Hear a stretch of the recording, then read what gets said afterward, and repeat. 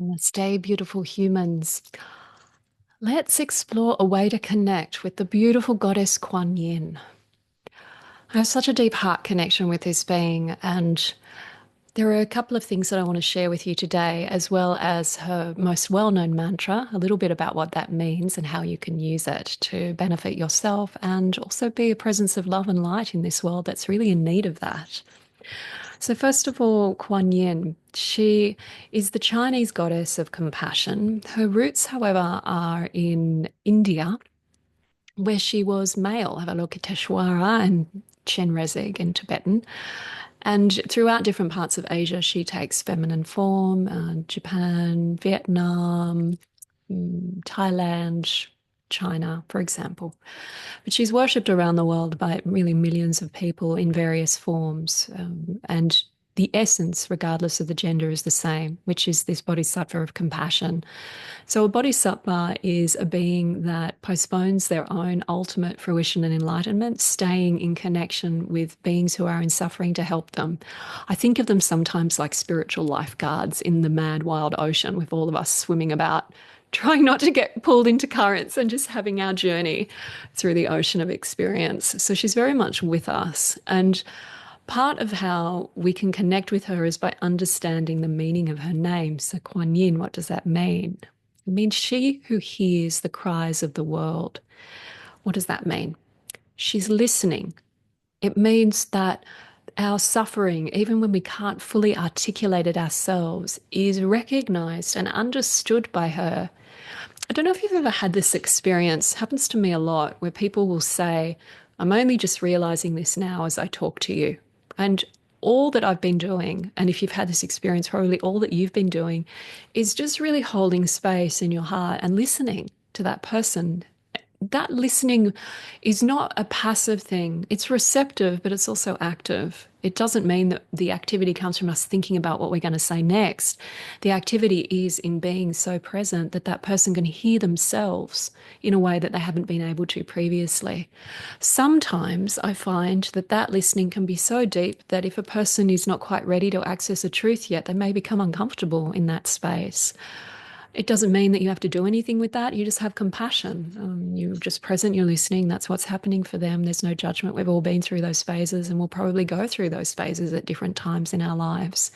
But it goes to show just how powerful that listening can be. So then when we apply that to a being who is so vast and so kind and so capable and so compassionate that and so ambitious, kind of like that, about her, so bold. It reminds me of the goddess Ishtar, right? She's queen of heaven and earth and then decided she better claim the underworld as well and then went through that whole experience. That's another story to tell at a different time. But Kuan Yin has that aspect as well. And there is this sense that, the vow that she made was that she will stay until samsara is emptied. So what that means is no more suffering.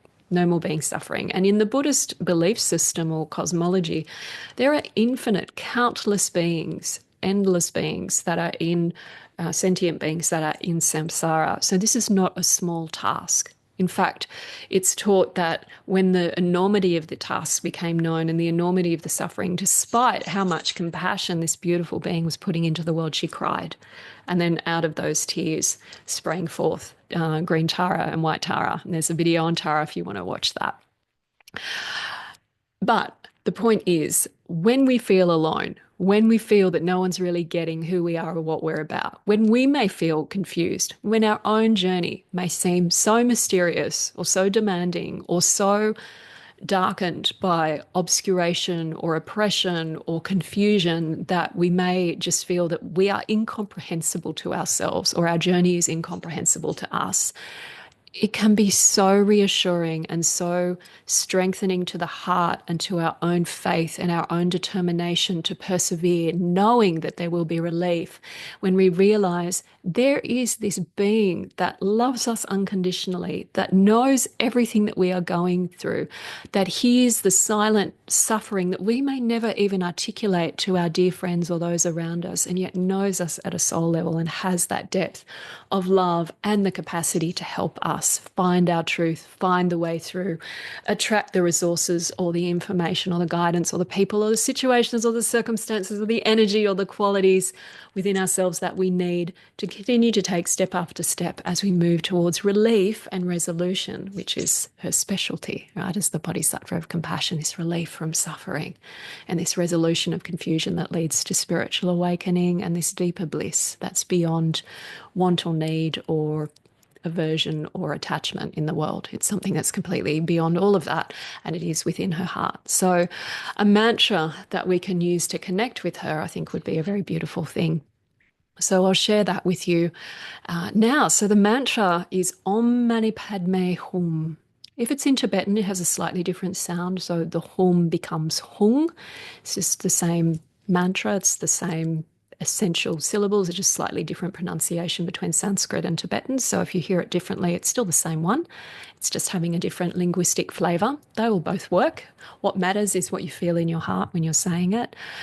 And these 6 syllables relate to 6 lokas, to 6 poisons, and the loka is like a dimension or a type of reality. Different beings dwell in different lokas, and different lokas are characterized by different poisons or delusions, things that cause suffering.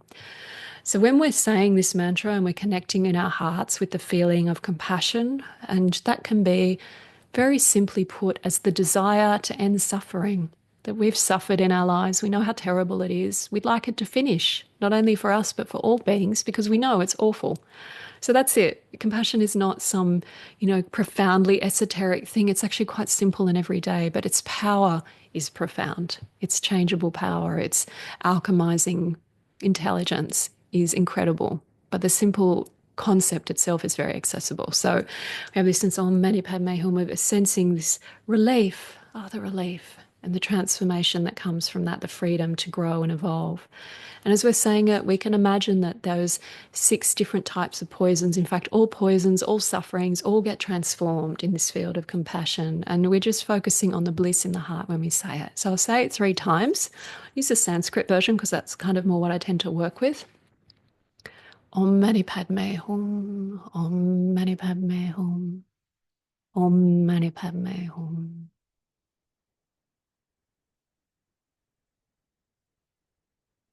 And we just feel that presence of love and compassion in the heart.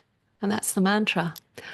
You can say it whenever you're in a place of struggle or want to have some resolution or relief, or there's something happening in the world and you don't know what to do, but you'd like to offer something. You can offer that mantra and just be completely unconditional about how it is received or where it goes. You just have the intention to release it to that place, and then whatever will be, will be. It'll never be wasted if you're doing that. There are always beings that need to hear that mantra, that need to be reassured by the sound of it.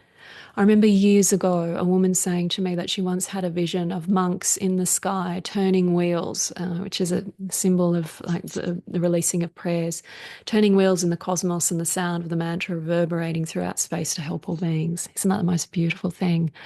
I think that happened maybe 20 years ago, and I still remember her telling me that like it was yesterday, because it struck such a deep chord in my heart. So we're part of that turning of the wheel in our own way when we practice this mantra. If you want to go deeper with Kuan Yin, I've written a book called The Kuan Yin Transmission The Kuan Yin Transmission. And there's also an album of mantra and meditation, which features prayers, meditations, music to her as well. If you want to find out more, you're welcome to do so. I hope this has helped you in some way, perhaps refresh your connection with her or open up a way for you to connect if you haven't done so before and you're interested to do so. I know she's already connected to your heart and will receive you as just a dear and cherished friend. All right, dear humans, let's be good to ourselves. Let's stay connected to the light and the love and the wisdom and empowerment within. Just so many blessings, so much love and encouragement from my heart to yours, dear ones. Namaste.